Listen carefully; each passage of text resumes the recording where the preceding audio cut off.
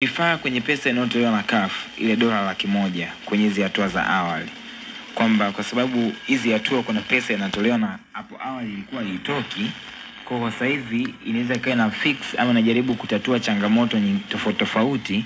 So inaweza katengeneza ama ikaleta sababu ya kwamba sisi washabiki wanaweza kwenda viwanjani pasipo kuwa na viingilio, kwa sababu mbona kuna pesa inaingia. So kwa nini kwenye tiketi mkafanya tu hiyo fair kwamba twende tukaisupport club yetu?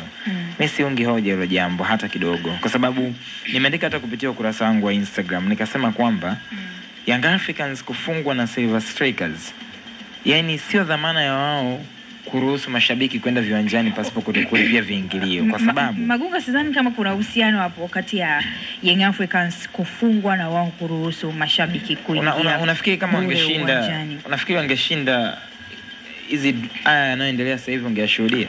Hilo hatujui, lakini sidhani kama inaweza ikawa sababu ya moja kwa moja kwa club. Haiwezi kuwa sababu ya moja kwa moja. Umesema vizuri ile barua kutoka kwa wanachama. Ukiipitia ile barua vizuri, wanasema ya kwamba wanataka kuwa, yani wanataka hiki ni kipindi ambacho hataki kutanguliza maslahi ya pesa mbele. Ni washabiki kupata nafasi ya kwenda kuisupport team siku ya mchezo muhimu, kwa sababu wanahitaji kwenda hatua ya makundi. Na ndio maana nakwambia, unafikiri wangetoka na mtaji wa ushindi kule na timu ingekuwa katika performance nzuri, hii mechi kwenye raundi ya pili singeifanya kuwa bure? Kwani duru ya kwanza hii michezo ilichezeka bure? Hapana. Haikuchezeka bure, na walishinda ugenini wakaja nyumbani watakalipa viingilio. Kwa hiyo ni makosa wao kuwaruhusu mashabiki kuingia bure uwanjani. Ni utamaduni ambao sio mzuri, kwa sababu wenzetu kipindi kama hichi, sawa, timu inahitaji zaidi washabiki na wanachama. Ni wajibu wao kuisupport club kiuchumi na hata kuwepo kwenye hivyo viwanja kutoa support. Ukisema leo hii kwa sababu timu imefungwa mnahitaji support, labda mna wasiwasi, inawezekana watu wanaweza wasiujaze uwanja. Okay, tunaenda kwenye Champions League, timu inaweza kaingia hatua makundi. So katika kila hatua akiwa anapoteza mchezo ugenini, wakija nyumbani watawafanya watu waingie bure ili kupata mashabiki wengi kwa ajili ya kuisupport club. Sasa unajiuliza, kiingilio ni shilingi 5,000. Kama watu wanaomba kwenda uwanjani bure kwa kulalamika ya kwamba inawezekana, kwa sababu tukisema comment watu wanakuambia bure, wengine hawezi kuafford hicho kiasi. So hizi clubs zinafanya mabadiliko kwa maana transformation, unanielewa?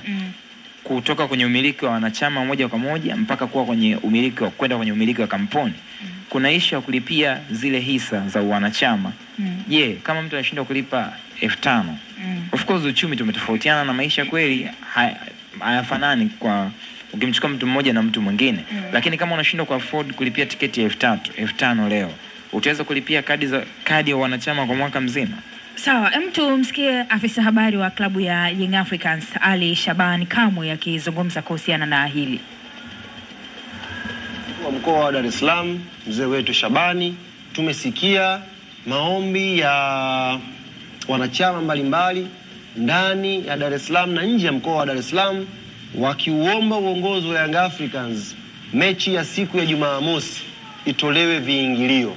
Sasa asubuhi leo viongozi wamekutana na wamelichakata hili jambo kwa picha kubwa. Kwa hiyo ambacho uongozi wa klabu ya Young Africans umekubaliana, mechi hii ya Jumamosi Benjamin Mkapa dhidi ya Silver Strikers, mechi hii ya maamuzi ya kuipeleka Young Africans kwenye hatua ya makundi ya CAF Champions League msimu huu, mechi hii imeondolewa viingilio majukwaa yote, isipokuwa jukwaa la VIP A na jukwaa la VIP B limekuwa reserved kwa wageni ambao wataalikwa. Kwa mfano, tunao wanachama wetu ambao wao wanalipa ile huduma ya Black Card shilingi 1,000,000.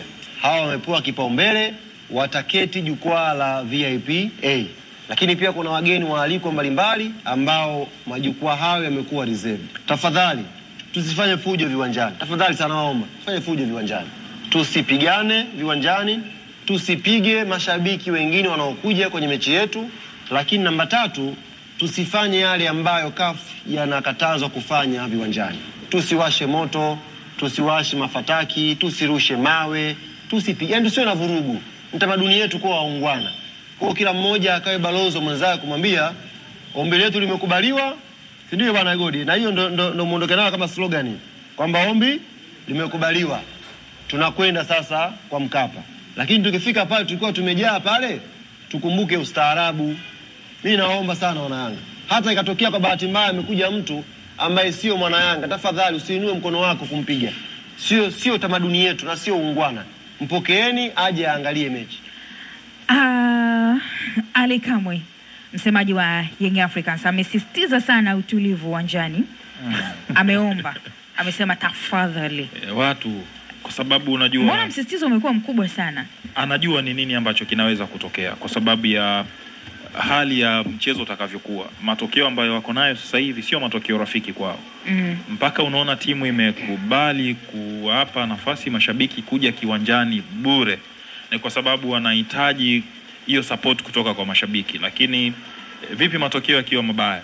Mashabiki hawa ambao wamekuja bure, hiyo nguvu ya kukumbuka kwamba kulikuwa kuna hisani ya sisi kuwa hapa free, hatujalipa chochote kwa sababu ya emotion. Unajua mpira ni mchezo wa hisia. Hisia zikianza kuzidi maarifa na uwezo wa kufikiri, unaweza kufanya vitu vingine ambavyo sio vya kawaida. Kwa hiyo vurugu zinaweza zikatokea, kwa sababu tunajua kwenye mpira wetu kuna utani wa jadi.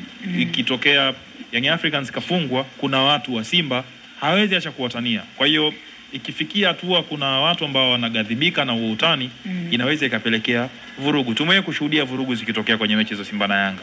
Yaani tunajua kwamba hivi vitu vinaweza kutokea. Kwa hiyo hii ni rai ameitoa kwa sababu wanajua mwisho wa siku wenye mamlaka ya mpira watakuja kufanya mambo yao.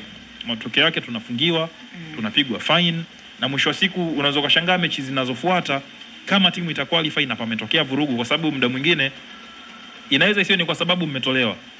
Issue inawezekana ni vurugu zinatokea kwa sababu watu wanafurahi imepitiliza.